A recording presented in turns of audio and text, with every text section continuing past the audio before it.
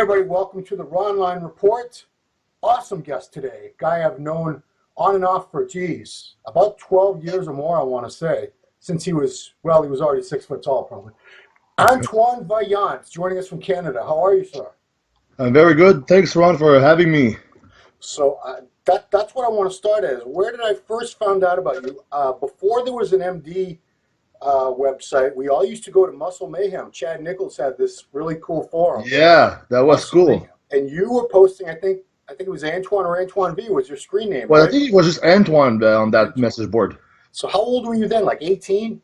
I think it was 17 when I started posting there. 17, yeah. I was like, Yeah. It was you, and then there was Steve Kuklo. He was King Snake. Yeah. These two I was teenagers. who's that other young guy who's twice my size? It's not fair.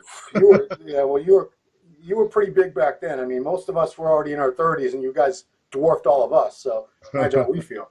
But so by that time, you were 17. You were really just getting into it all, right? Yeah, actually, my first contest, I was 16. Wow. And I started training in the gym at 15 years old. Yeah. And I learned all my stuff, my first diet online through the message boards, through the websites that were available back then. Yeah. And I did my first diet. I did my first local show at 16. And I came there with no Protan, just like a little bronzer, like that one guy. But then some guy helped me out backstage. And I won my class under 21 there. Yeah. So, and I was very proud of myself. It was something I did by myself. And the results came with it, so I was like, cool, this is it, this is something for me. And then I started communicating with people online. That was the first, I think the message boards are like the ancestor of social media. Yeah. So it was kind of cool, talking to everybody there, seeing some of the pros posts. And when there was I've always wanted the IFBB Pro tag, Yeah. I didn't have it back then. And so every time a pro would post, I would look for what he was saying and communicate. And I actually met one of my friends, Greg G. Diesel was his name back then. He was even before he was with Animal. Yeah. And then we started talking there. He was the one who actually brought me in the company years later. So that message board was the originator of a lot of things. And you guys, know me from back then. Yeah. So that was a good time for social media. The way it started, it was more intimate and more underground. It was cool. So when you started at 16, Yeah. did people recognize? Did anybody recognize your potential right away, or did it take a while?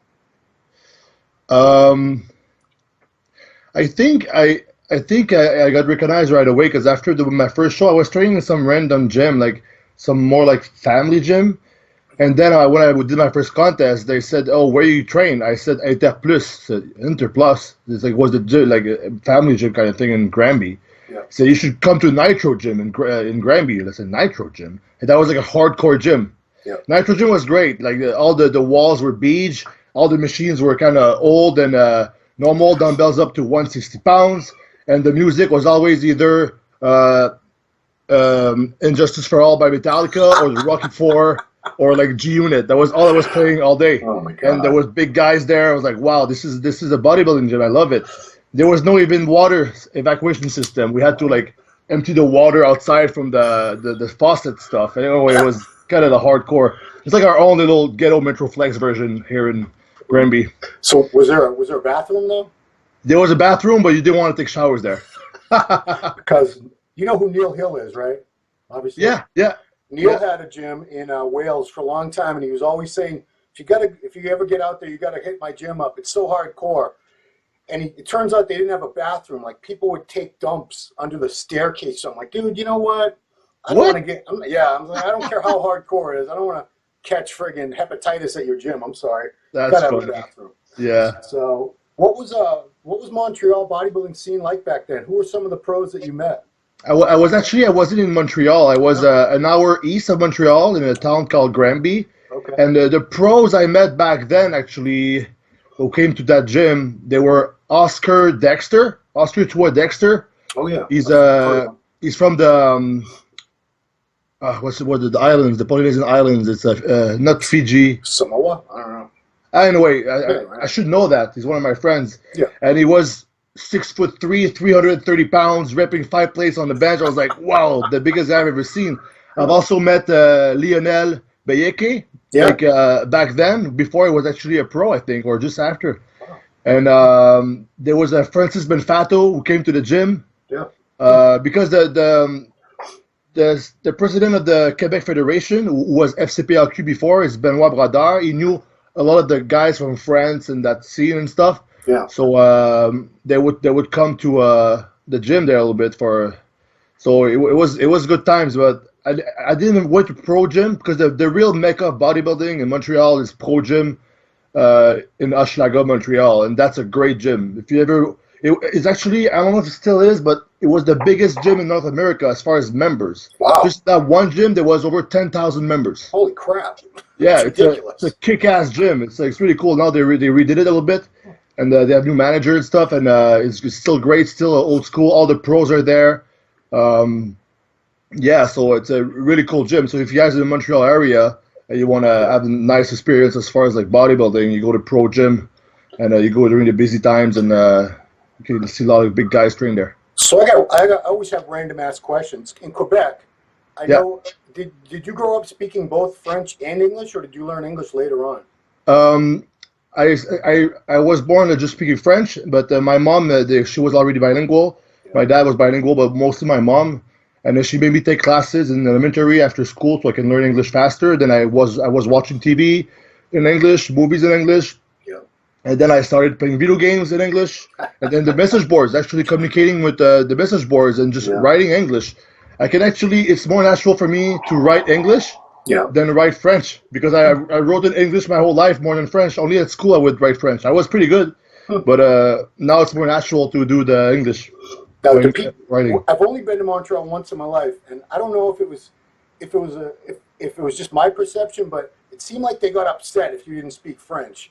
Is that the case, or was that all in my head? You know, it's funny because my girlfriend said the same thing. I was there younger, and then I tried to then they were rude.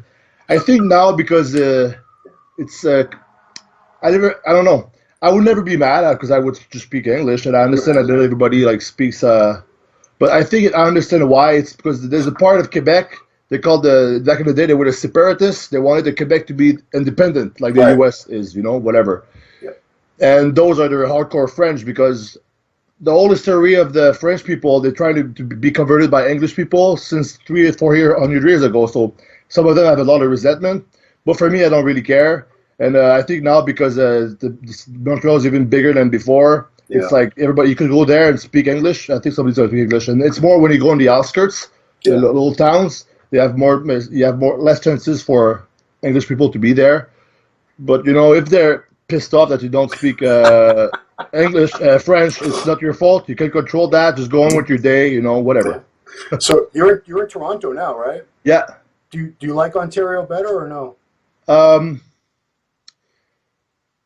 my family is all over there, so I feel like my home is in Toronto right now, but I still feel that my home is still over there with my mom and stuff like that. But I really like Toronto because I got a great support system here with all my friends who are bodybuilders. Like Dorian Hamilton is my diet coach, is my friend. Cody Amy is one of my friends and training partners. When I go to Worlds in Mississauga, like Fouad is there, Yeah. and so there's a lot of bodybuilders here, and I'm surrounding myself with good people like that, and my life right now is just really good for that. So I think Toronto, bodybuilding wise, is the best setup for me. I mean, you got I got a really nice Regan's place up there, right? Regan Grimes, he's a friend of yours. Yeah, he's in London, Ontario, though. It's like an hour and a half away, Oh, two geez. 2 hours away. But yeah, he's over here actually, and he has his own gym that he trains at, and he trains people at, and he owns, so I see him. Usually, I would see him once a month, sometimes more often. Depends. I think because I'm prepping, I'm more in my own bubble a little bit, Yeah. so I don't see.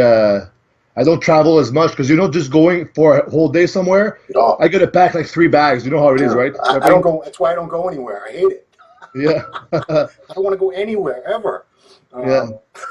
So let's back up. So you started competing when you're 16. At what point did people start? I hate to use the word hype, but when you have good potential, it does start to happen that people expect a lot out of you.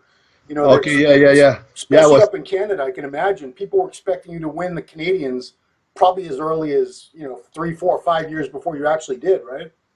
Yeah, I think I started to have to notice my really potentials when I went to Nitro Gym. That Vincent Comtois started training me, my first coach, and then I started winning the Canadian junior class twice in a row, and Yeah. then I even came second at 20 years old at the state show, provincial, Yeah. and then after that I tried to do the national, like I fourth at the heavyweights at 21 or 22, and then after that I took a break, came back for the Arnold Amateurs in 2011. Yeah. And then I came second to the overall. And this is when I felt like, wow, I got beat by the guy who won the overall, got his pro card. Right. So I was like one place away from shaking Arnold's hand and getting a pro card. So I was like, I had good motivation. And yeah, so now after that I had pressure. Yeah. Because And I mean, I, what's would you rather have? Because I've talked to guys who've had it both ways. Would you rather have the pressure of people thinking you're awesome, expecting you to win, or would you rather be under the radar and just show up, unannounced and blow everybody away and surprise people? like the shadow, Dorian Exactly. Yates. Yeah. Me, I think I like to share my experiences with the world. Since I'm very young, I do videos and stuff. So I don't mind the pressure, and sometimes being active online actually helps me be very focused because I'm accountable. Yeah. But because of all the pressure, and sometimes I would go do the shows, and because I had good genetics, I didn't give my 100% during those years, but I still managed to get the pro card. I would give 100% X amount of weeks before the show, Yeah. pretty much, maybe 95, 90%. Yeah. But the other time I would just like be partying and stuff. So, and then after that, some of you guys know the story, went downhill. Yeah. We'll So we'll get to that. But I mean, Yeah, there's the pressure though. Right now, I don't mind. I wouldn't change a thing because the mistakes I did actually makes me a better person now, and now I can really train hard, 100%. And even if I lose right now, Yeah. I give my 100%. You know. Yeah. So, but in the past, I was talking with my friends about that. There's nothing worse than losing and knowing you gave 85% Mm. because you could have won if you. Right. Happened to me before. It's like one of the worst feelings. I don't want to live that ever again. So you mentioned the videos, and I want people to understand. You started on YouTube. I think I looked it up. March 2006 is when you started your channel, which is your name, Antoine Vaillant. So Yeah. you were 18 years old when you started your own YouTube I, channel. yeah, I right? was. I signed up on YouTube because I was Okay. tired of. I was already sharing videos before that, and I had to find a friend online who had a server, upload the file, the MPEG file on the server, and create a link so you could right-click Save Target As and download the video on your computer and watch it. Because I was doing all the martial arts stuff back then, and a little bit of training too. So I've been doing videos for very long time, and YouTube was like, oh, that's convenient. I just put it there. I share the link, and I don't have to need a server. Right. So I'm like one of the originals about like fitness on YouTube, Yeah, but yeah. it was just for fun. Me and Furious Speed, I think are like one of the first ones. It's just he really got it that this is good. This is gonna be like for money and stuff in business, and he just did his thing and he kicked ass. Me, I was like on and off, and I was just like just a way so I could share my stuff, and had good momentum. But because I stopped after that, coming back, now my channel's growing again slowly. But I had to readjust myself. But the videos, I've been doing it for forever. Yeah. I mean, let me throw out some numbers. You have over 430 videos posted. You have over 18 million views. That's pretty impressive as it is. But Oh. I haven't watched all of them. But people love your videos. Everyone I've ever talked I have to, 440 videos. 430 something. I think Wow. it said. Yeah. That's Yeah. pretty cool. It's not bad, not bad. But Yeah. I mean, they were all interesting. They're all different because you do things. I remember goofy stuff like you had a gas mask on outside. You do like deadlifts, and then you do a Yeah. backflip after. I mean, you Yeah, do yeah, yeah. roundhouse. You were doing all kinds of your videos are just different. Yeah. They're more fun. It looked like you were just having a good time. Did you? Is that just your personality, or did you say I'm going to make my videos stand out from everybody else's? No, because I think I like to for the video stuff, especially at first, I was like doing them just for fun, and I had this type of style of video where, because back when I was doing martial arts, it would be called samplers, where I would just cut short parts of like what's really cool of this session of tricking I did, and put some track over it, and so it's like entertaining, it's like motivating, short and sweet. So I did that with my bodybuilding training too after that. and then so I would mix both. But now I don't do as martial arts anymore. I focus just on bodybuilding. Yeah. And yeah, so my videos, I've always done it just for fun and just to share with people and motivate people. And now I'm at a new series I just started. It's called the Contest Prep Chronicles, where it's just about my prep right now. And I share more like a daily stuff, and I have the hardcore training, the music there too, the metal. Yeah. So it's a mixture of everything. And in real life, I'm also goofing around, but when I'm by myself, I'm just very focused and stuff. But when I'm with my friends, it's time to I'm just myself, I guess. Yeah. And but I never tried too hard to do it. And now you know what's funny, because everybody like tries to have viral videos. Yeah. It's like now it's like, oh, I feel like I shouldn't think like that, but I feel like, oh, if I try to want to do something crazy, I'm not different anymore. So I just go with the flow. Right now, and I just let my personality go where it goes. And some people are actually saying like, "Oh, you used to be crazier back in the day." Maybe I was. Maybe I got a bit older, but Yeah. I don't feel like I feel I'm better now. And and people know me in real life. Actually, I'm still the same person. I'm actually a bit better. Yeah. Yeah. So Yeah. I want to give you credit for something, because people, I've done a lot of athlete columns over the years. And Yeah. people say, "Oh, those guys, none of those guys write their own stuff." I said, I can think of only a few. I could probably count on my hand the guys that actually did write their own stuff. You were one of them. Every Yeah. month we had, I think it was called Young Guns was like the section, or New Pros. Yeah. But you had your own section that you used to email to me, and it would have like metal band of the month. Yeah. Yeah. You had recipes, how to cook, protein Yeah. Look pancakes. look what I still have here. What's that? Look at that. Oh, geez. Yeah. It was the centerfold. That one magazine. Yep. The shoe with the purr, and the both sides of centerfolds is on my wall here, and it's one of my favorite pictures here, and I used to love to write for that, and I remember asking you like, oh, so I can write whatever I want? You said yeah. Like, Of course. that's awesome. So I would write the column, and I would do it again in a heartbeat. I love to do that, just writing for the biggest magazine in the world. That was like very cool for me. I was really proud of that. But I think anybody who read it knew that was you writing it, because I can't come up with that shit if I tried. That was your personality. It really came through. And Yeah. I think if people felt like they knew you from watching your videos and from reading stuff like that. Yeah, More yeah. so than these other guys that aren't so open and with their personalities like you were. Yeah, everybody has their strong points and weak points, I guess. Yeah. I want to know, how did you start working with John Meadows? Because you've been working with him on and off for quite a while, haven't you? Yeah, the first time I contacted him is because I came across one of his back workouts or something like that, and I saw, or like one of his workouts, and I already had 10 years of training back then, Yeah. and I was like, oh shit, I thought I knew it all, superset, drop sets, rest, whatever, and Yeah. then I saw his training. I was like, what is all this stuff I never did? Meadows rows, one on T-bars, bend stuff. I'm like, wow. So I emailed John. I said, hey, my back is one of my weaknesses. I want to get one of your back workouts. And then after I bought the first one, and then he saw I was really motivated and stuff. And I asked him to, oh, if you help me out for the nationals and stuff, I'll give you good publicity and stuff, And then we started working together. We became friends, and now because I have good momentum again, and I'm coming back, I was like, his training, John Meadows' training, personally is the best, in my opinion, for overall bodybuilding. For me, I think it's the most creative one, and it's not boring. Every week there's something is challenging, and there's a whole system behind the madness. Yeah. So I really like it, and I'm actually talking to him like a couple emails a week and stuff, asking questions and giving him updates a little bit, and I'm gonna go see him again soon. It's just because I'm prepping now. It's like it's 8 hours away from here. It's not too bad, but when you're prepping, it's kind of annoying. So you would drive down to Ohio to train with him sometimes? I did that the other day for Yano Classic with all the guys. Yeah, there's Wow. 2 videos of that on my channel. It's called the Fellowship of the Gains. Yeah. So yeah, but I could drive, but before I would just go fly there. I think during my prep in 2012, I flew twice, x amount of weeks out, and then 2 weeks out, I went over there, trained with Dave Tate and at Elite FTS. Yeah. And that's one of the, I love that place. I didn't go to the new one yet, but it's Dave and John together is a good mix.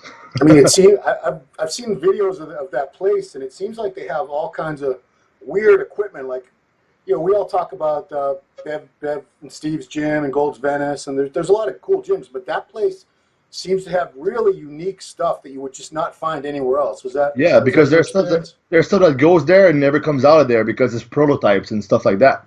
And it's a private gym. It's Dave's place. It's a showroom. It's test area. He trains his powerlifters there, and it's like you can't get a membership there. That's why it's so special. It's like Dave needs to like you, and he only likes a few people.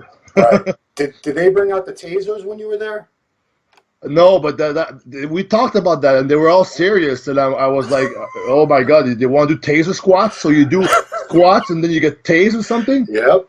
I was like, and Dave was like, yeah, good idea. I'm like, I know a guy who has a taser. I'm like, holy shit. Yeah. They got my flights tomorrow. That's a hardcore gym when if you can't get a rep, they tase you. Yeah, or they tase you if you before you do the reps. Yeah. So because you get tense, right? So if you do leg extension, they tase your legs for a couple more reps. They're gonna extend. I gotta say, I would try that. That does sound pretty fun.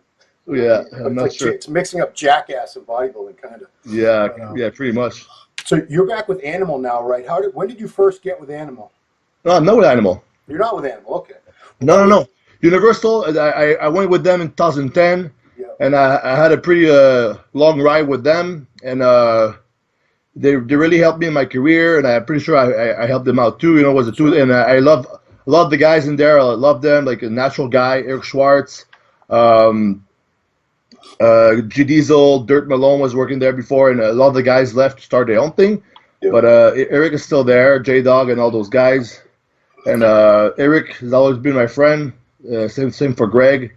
And even when I came back in my last rehab, actually back last year, I actually messaged Eric, hey, you want to send me some protein? I don't have any money. And he said, no problem. I wasn't even sponsored or anything like that. I didn't ask anything. So I actually asked Eric and said, hey, ask the boss if I can get back in it. He said, the boss doesn't like it. He doesn't want it. Oh, boy. But, no hard feelings. It's normal. Like, right. Like they have their own guys now, I guess. And I don't mind. I still like Universal. It was a nice experience. I went to FIBO 2 times. I traveled with the road trips and stuff, and it was great. It was cool. I mean, it seemed like you guys had a really good crew there for a while. It was like you, Evan, Frank McGrath, I think Eric Fankhauser, maybe a couple other guys, and it seemed like you had that Animal Barbell Club where you'd go all over the place and let people work out with you. That was Animal, but with Universal we had more of the road trips, and the cool thing with the road trips is that it was back when Brad Rowe was with us too. David Hoffman, who was actually the original classic bodybuilding guy, with the old ads and stuff, and I really like the videos we did with him. He would do a video because we did the same show. He would do a video, I would do a video back. It was like some kind of promo, like in wrestling, like taunting each other. That was good stuff. And David Hoffman is doing his own thing now in Germany, and he's still very much in shape. Very impressive. He's doing New York Pro. I think I want to say Classic Physique. Is he? I believe so. Is he pro? Is he pro? I guess he won Mr. Germany a bunch of times. I'm not sure if he got. I think he's finally. Someone's going to jump all over me because I should know this, but I'm pretty sure he's a pro, and he's going to do Classic at the New York Pro. Well, the guys listening to this know that. Comment below. Let us know. Yeah, comment below. So you won the Canadians in 2012, super heavy and overall. And then you only competed twice as a pro, and it was back-to-back shows in 2013, right? Yeah, exactly. My last show was Toronto Pro. I was last place. Yeah, I mean, what happened? Because obviously something happened that you weren't. Yeah, it's because after I won my pro card, just before that, I got single, and then I would already party in the off season. Yeah. So now, because I was like so strict for so long, I became single. I went by myself. I had the better contract with Universal. I had money, free time, and I was single. I was kind of heartbroken too. So I was like, you know what? I'm gonna make myself feel good, and I didn't use the right ways. I partied and I used drugs, and I would like go do all that crazy stuff. And after that, because I was not working at the gym anymore, because Ray Prep was working at the gym.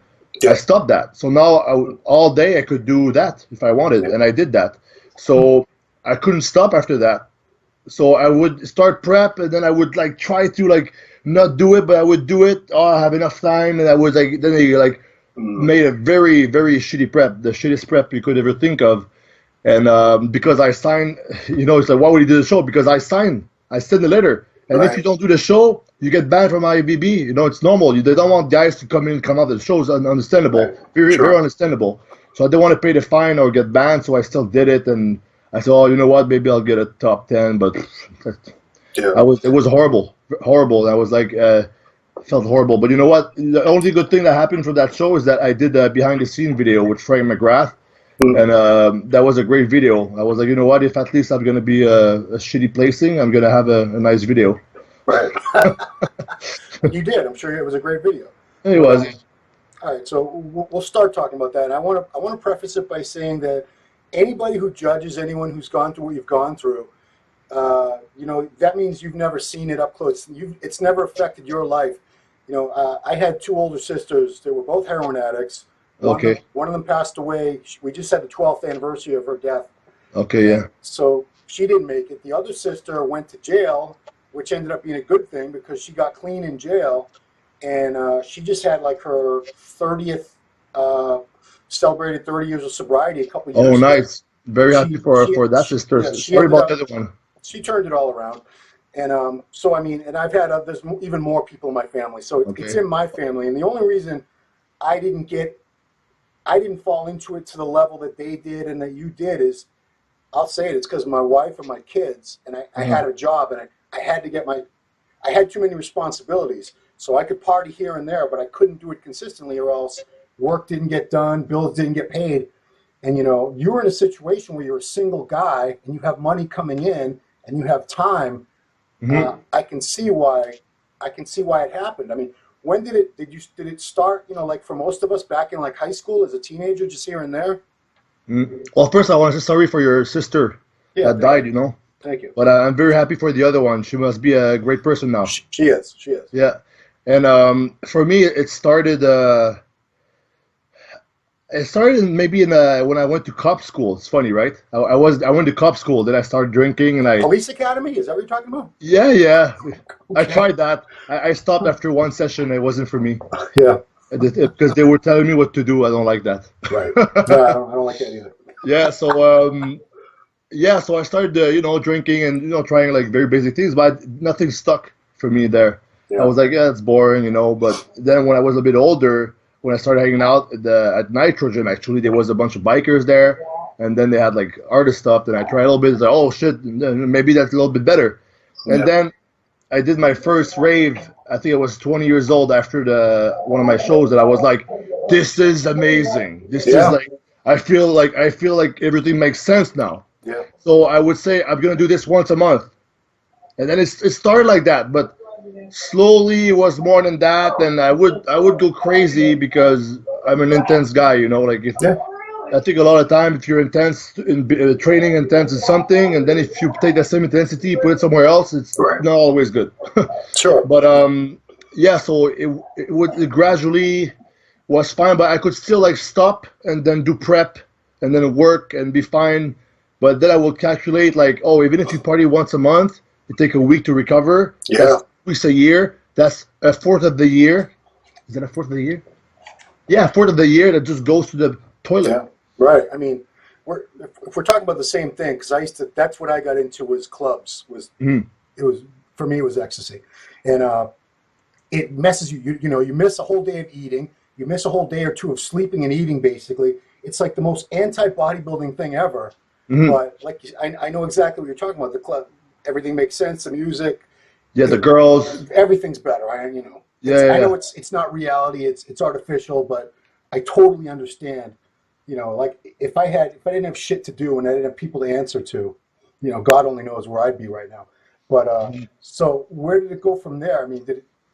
Well, I could still stop and kind of control it when to stop, because then I would go back to my training, and because I have good genetics, I guess I would bounce back Right. pretty easily. And I think that's a bad thing also, because I did it for so long, and then after I became pro, I was like only doing that. Then I tried some harder stuff, and then this was it. This was like even if it even made sense, because I think what happens a lot of time is that for me, like, because it's like I have a feeling inside me that I would, since I'm young, I'm like, oh, I'm never good enough, or I gotta, I want people to love me and this and that, and it's like a little void inside me. Right. And then when I tried like certain drugs, I was feeling great, no more pain at all, Right. and I was like, just everything made sense. Yeah. And then the brain, what happens is that if I feel bored, I would use drugs. If I feel sad, I would use drugs. If I feel happy, I would use drugs to celebrate. So Right. every time I would feel an emotion or I would feel something, I would go to that to make me feel better or even better. Right. And then the brain remembers that. So if you try to stop and then you feel like shit, well, your brain's like, hey, go do that. Right. And then it's stronger than you. You go do it because your brain is like a very machine that loves patterns. Right. So, and then if you combine that with lacking spirituality and being like depressed and whatever, and the withdrawals and it's just like, and being in my 20s, and then having a feeling you're invincible. Right. Like I would stop and then 3 weeks gain back 10 pounds of muscle and then be like, oh, I'm good for another weekend, and then that would stretch to crazy. Just give you an example. The worst month I had, the month of May 2014. I slept 15 hours in the month of May. Oh my God! Wow. Yeah. I mean, you must have like a strong constitution to be able to survive that. I'm happy to be alive because I'm thinking about that right now because I have friends who died and stuff like that. It wasn't the same thing, but a lot of people, they die from the opiates and the fentanyl being laced and stuff. Now I got out of the thing pretty at a good time, because now even if you buy something else, there might be fentanyl in it and people can just die. It happens. People I know. I'm sure Canada's bad, but the U.S. Yeah, so I'm very lucky because my heart is like, I don't know, maybe it's all the cardio and training I was doing. They helped me out, or maybe somebody's watching over me, and there's a reason why I'm here now to share about this and help people out. Yeah. But yeah, it wasn't a good time, and after that, the only thing that made me really stop for real is my friend died on Christmas Eve, 2014. They found him dead in a shed. Wow. And me and his brother, I remember we were and I was in the mall shopping for gifts, and he was gone for 6 days, and we knew like something was wrong, and then he got a call and he was found dead in some guy's shed because he hid there in the drugs and just passed out. Yeah. And that was a shitty Christmas. I'm sure. Jeez. Yeah, and you know what is the worst with that is that even though that happened and I was super sad, the only thing I knew how to make myself feel better is use drugs. Right. So that was the. And then after that, I think a lot of people remember that video. It was June 5th, 2015. I was on my couch and I did a video where I said why I was away a little bit and that my friend died. It was very emotional. It was still very emotional for me when I try to explain it, because it's like I just relive it a little bit, Yeah. And but I decided, you know what, I'm gonna stop.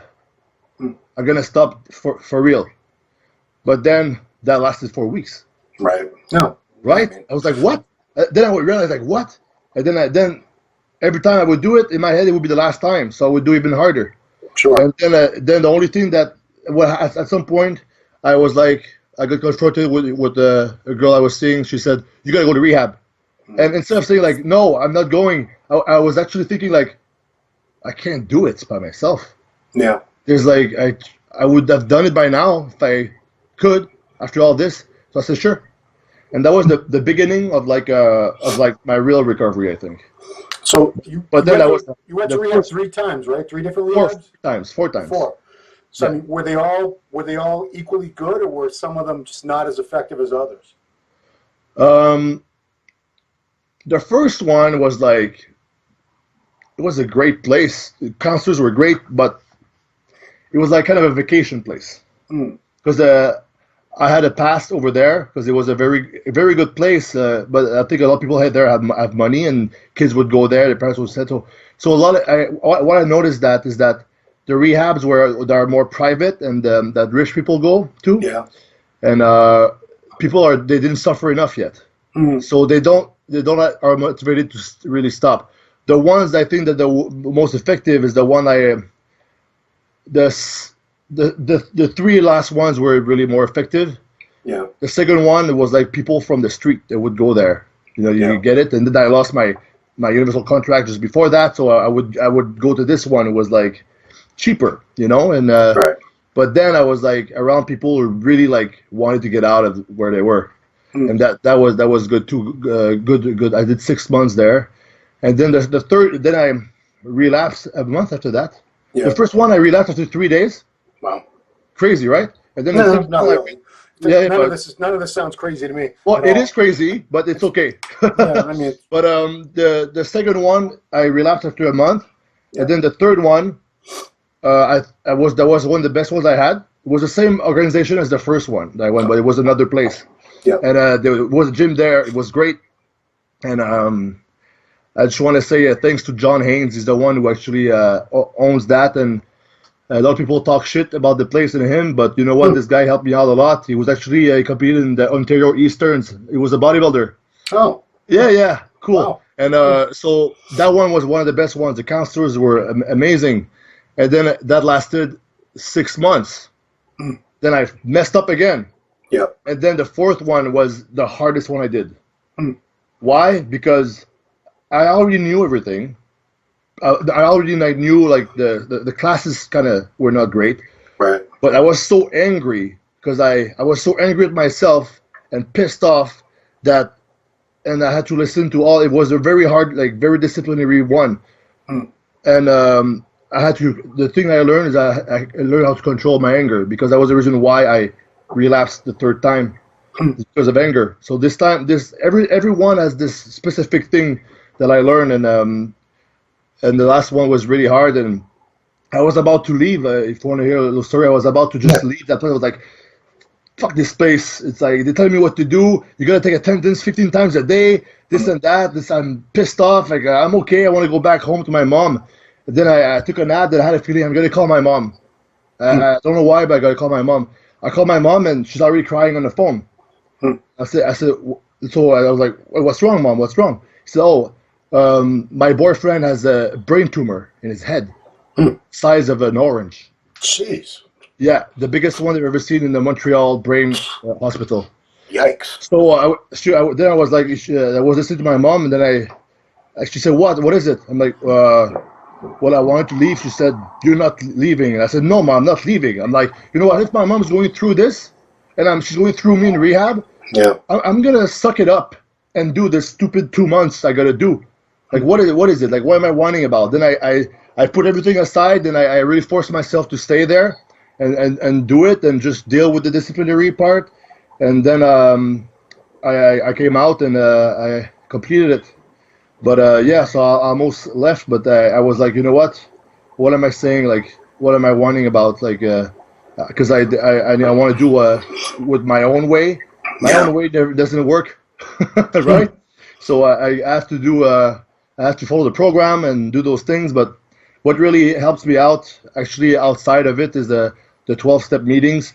yeah, I go to, and especially when I first came out, I was doing them every day. yeah, And but now I try to go every week, and those are very useful, because the 12 steps are very good.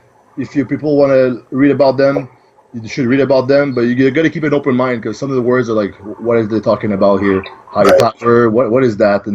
But you got to keep an open mind. But the main thing, that's what it is that's why people, they message me lately, because I've been talking openly about my recovery more. right, And they say, oh, I can relate, this and that, and then they're motivated. Because if you're the only one in the world that's you keeping for yourself that you have an addiction, or you're feeling really, really bad, you're not seeking help, you're going to get owned by the disease of addiction. But if you talk with somebody else who's in recovery, a recovering addict, you feel strong, and then you feel like, I can do this because he can do it. So if you bring all those people in the same room and you make them talk to each other, talk about the experiences, it creates a bond and a strength that's stronger than you. right, So a lot of people say, like, one of their higher powers is actually the group, and I think that's true, because for myself, if I have a friend, let's say if I would going somewhere and it's a restaurant and there's people are going to be drinking, if I'm by myself not drinking, I still do. I still don't drink, of course, but it's harder. But if I have a friend of mine who is also in recovery, sitting there, is not drinking, it's like we got each other. Yep. So you gotta find people who are gonna help you out in that way. And if you have troubles going to the 12-step meetings, even though it's like sometimes they're gonna talk all the some kind of gibberish you don't understand at first. Just talk to the people over there and tell them what you're going through, and they're gonna welcome you with open arms. Yeah, I mean, I've only been to a couple of them just to, when my sisters had anniversaries or whatever, but Yeah, like I said, she's been sober, like, I think it's 32 years now, but she still goes 3, Yeah. 4, 5 times a week because Yeah.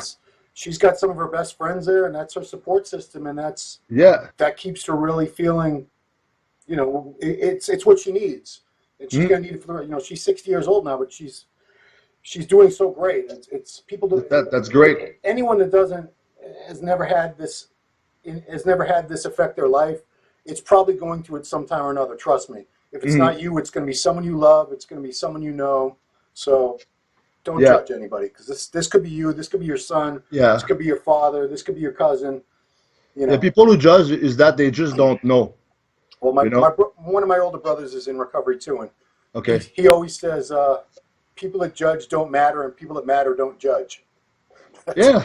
Yeah. Pretty good. Pretty good I like play of that. words. I like that one. It's a good slogan. Yeah. So Yeah. just to wrap up this whole part of the interview, has all that given you like a deeper appreciation for everything? We take so much for granted in life. You were almost homeless. I know. I watched Dave's interview. No, I was didn't know- homeless. You were homeless. I mean, you I were. went. I lived in a shelter for a month actually. So does that make you appreciate everything that you have now much more than you would have if you hadn't gone yeah. through all that? Yeah. Before I had like money in my account, and was just sitting there. I would spend so much on clothing, spend so much on like all those things, and I just didn't care. I took it for granted a little bit. Yeah. But now, because I came back in my, the last 2 rehabs, I had nothing. Right. The last one is because my uncle gave me a place to stay, and he took care of his family. That's very. I respect him for that. Sure. I'll always remember that. And but I had nothing. I would go to the food bank for my food. Yeah. So now it's like I'm back to having a bodybuilding lifestyle. I'm like, that's why I'm giving myself 100% because I'm lucky. Mm-hmm. I'm lucky. Sometimes when I feel bad and I start whining in my head, it's like I go to gratitude.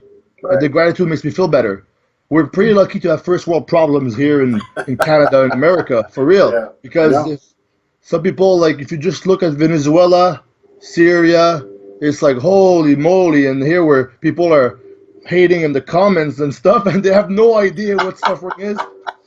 It's like, so I do have a deeper appreciation for life, and I think I see things clearly now. I'm more like, it's like I see life in another way.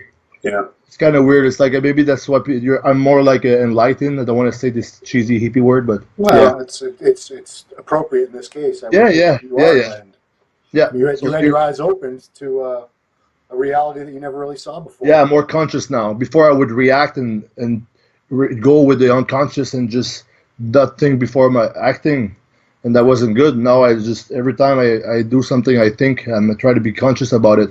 It's harder to do when you're in emotion. If you're angry, you're gonna say things you don't think. You're gonna act.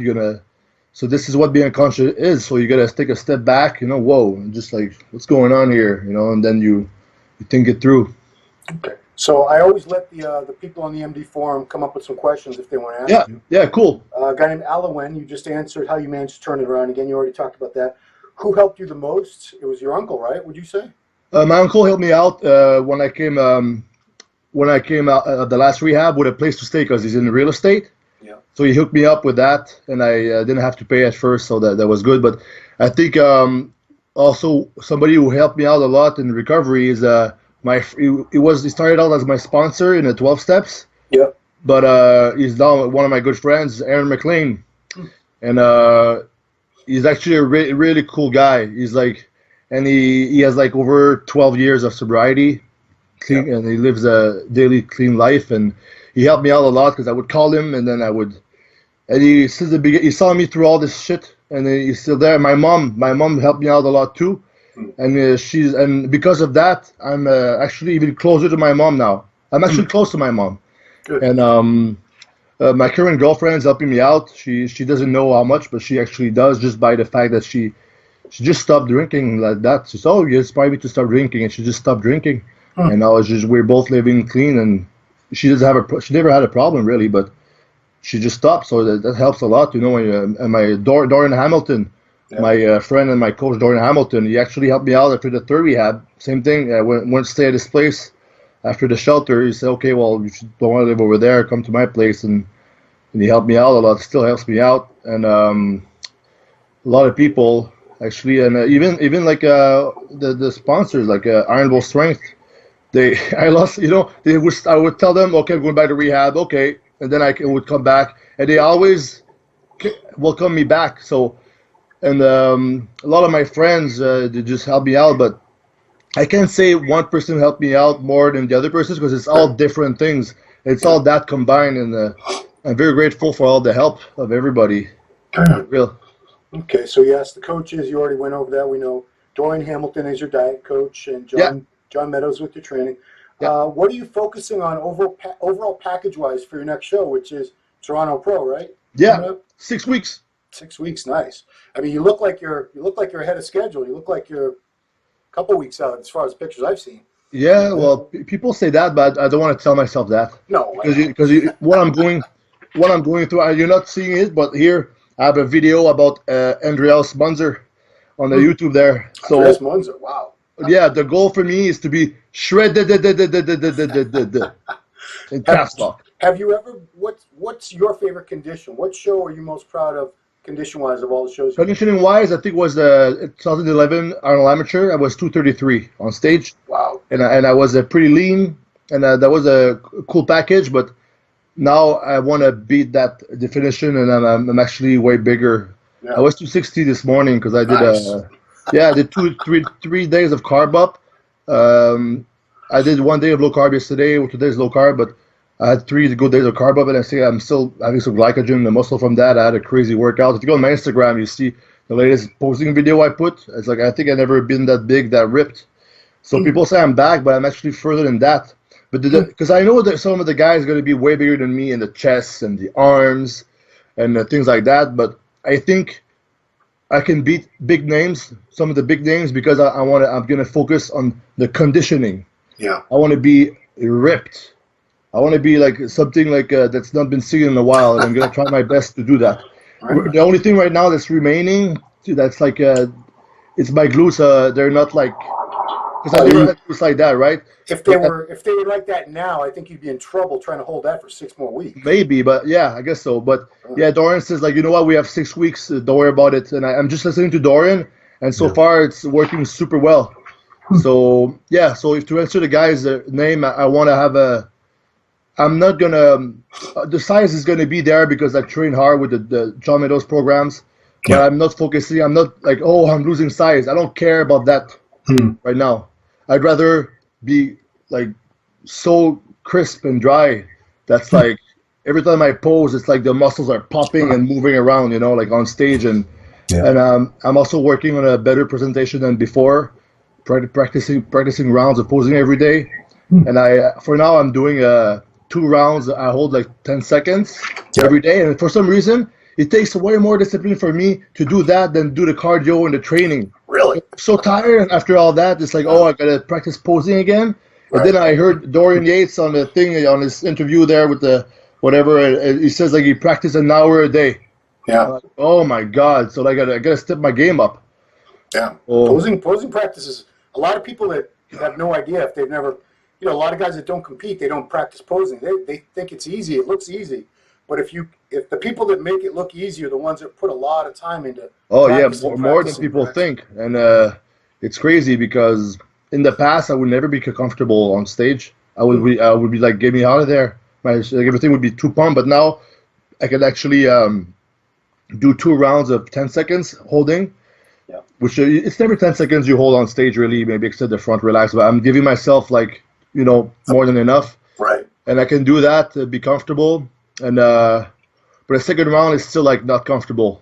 And it's like this year on stage, you could see that Dexter was very tired near the end, but William was just like it was still like, Yeah, he was. I know. So it's like Yeah. I think posing matters, and that's one thing I got to work on more. And I don't know if you know Zane Watson.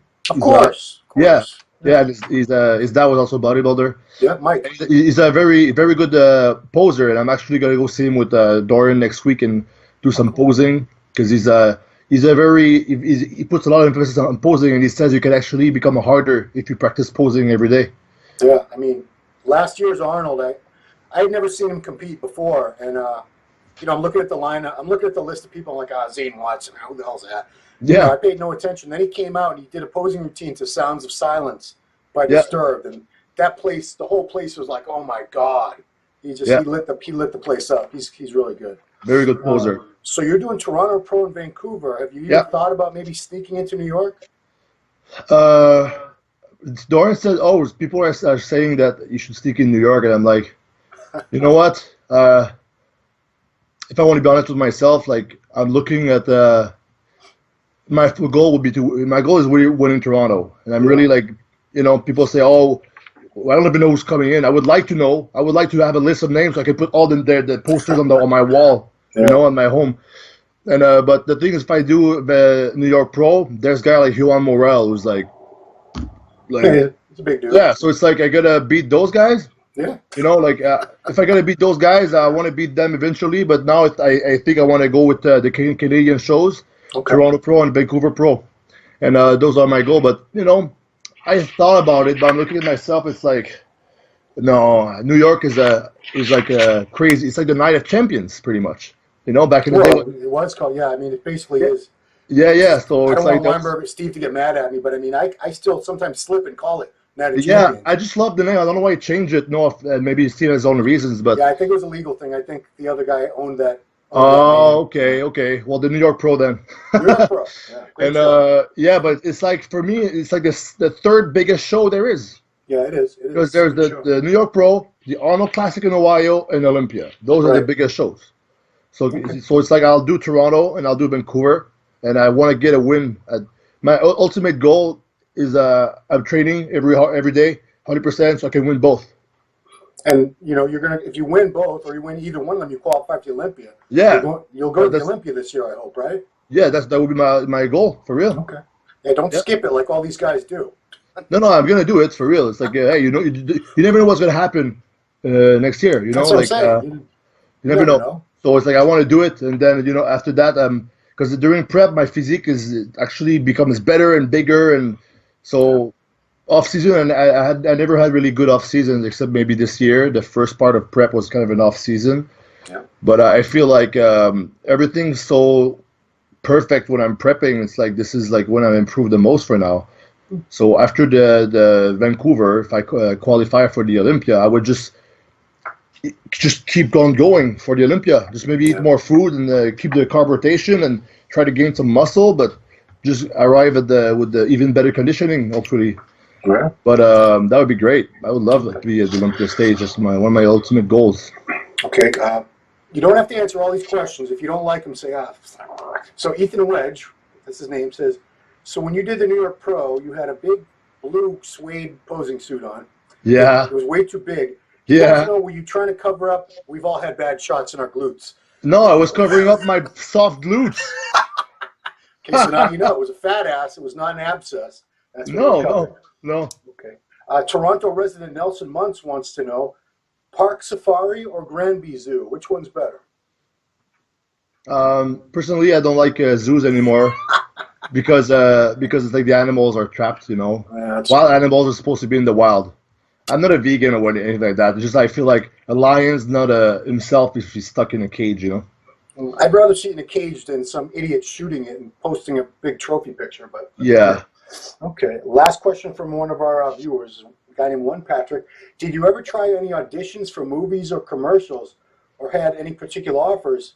Since she's very flexible and can fight as well, and you're a good-looking dude. Did you ever get offers or any interest in I that? did one thing one time in audition, and it's like I had to walk around a chair and be angry or something and shirtless, and I was like, oh, I didn't go back. I got accepted, but I didn't go back. But now I would actually want to do it, and I would love to do some movie stuff. Maybe I want to skip the extra stuff right away because it's like very long days, and but I don't know if that's how it works. But maybe if I would get a good agent or somebody could help me out here, I don't know. Yeah, I You mean, got my email, Ron. You can help me out too if you want. the people that I know that are good at it, have succeeded in it. That's basically their whole life. They live in LA and they go on auditions constantly. Yeah, right. Like Brad Rowe, he's had a lot of good commercial work. Yeah, you did. Yeah, He goes on a lot of auditions. He works it. It's not like people are yeah, calling him up and saying, "Hey, come be in our movie, come be in our commercial." yeah, It's yeah. You got to be passionate about it. And right now, I'm passionate about bodybuilding. right. I mean, definitely, and so many people are happy that you're back. Yeah, I'm so happy you're back. It yeah. was Thank you. when you were gone. It was just like, I don't want to sound corny, but it's like it was kind of a void. I mean, a lot of us missed you because you're a unique guy. You know, you're a good guy. Your personality comes through. I always could tell from your videos and everything. You're a sincere guy. You know, you have a real passion for the sport, and you never took yourself too seriously, which No. some guys do. You know, you don't have that ego that some people have that's off-putting. You're a good guy, and I was really bummed, you know, that you were gone, and I'm so happy that you're back and that you got over all this stuff, and you know, you turned your life around because not Yeah. you know Well, people that didn't make it. I know people that didn't make it, so. yeah, yeah. I'm glad to see people that do make No, it like come you up know with what? it. Even though in my darkest times, I knew that wasn't what I was supposed to do, and the bodybuilding and my purpose, and actually, because a lot of people they come out of rehab and they're in recovery and they don't have a purpose. Me, I know exactly what I have to do. I have to hit the gym hard and share Yeah. my journey, and I always try to stay real when I do that, you know. And especially now with the prep stuff, the chronicles on YouTube, I try to like show everything, you know, the posing and you know all that stuff. And yeah, so I'm very happy to be back. And I was kind of like I'm sorry I was away, but I was like messing up, and I felt like I was letting everybody down. I was letting even myself down because I was, Right. you know, and people like were pissed off, and then they didn't believe when I would come back because I'm coming back. I had like 1,000 comebacks, pretty much, because Right. I wanted to come back, but this thing kept me pulling me back in the Yeah. hole. Right. But now you know what I got a good recovery and support system, and it's just every day what I got to do. I got to think it's like, is that good for my recovery? Yeah. That's I mean, how I gotta do it. it's going to be work. I know for the rest of your life, it's going to be Yeah, work, but yeah, it's yeah, worth yeah. it. But It's it makes worth me it. better. It's like there's always something to improve. It's like, and I should be doing more meditation and this and that. I should be doing more meetings. It's like, and the more I'm going through stuff, it's like the more I'm still learning. I'm always learning how to deal with myself, and I'm always learning about the spirituality and more.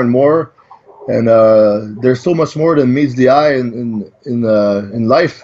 And Right. there's a lot of stuff we don't see it, but there's like it's pretty cool, you know, like if you really go within yourself and the connection you're gonna have with the, you know, everything around you. Yeah. It's special. But you It gotta start going into that realm to like really like. That's what I'm saying. When I say you have a deeper appreciation, I mean, so many of us take everything for granted. We never think you know, we live in this nice house or whatever. We have our nice food and we can go to the gym, and you know, our lives are pretty cushy. We got pretty easy lives, most of us.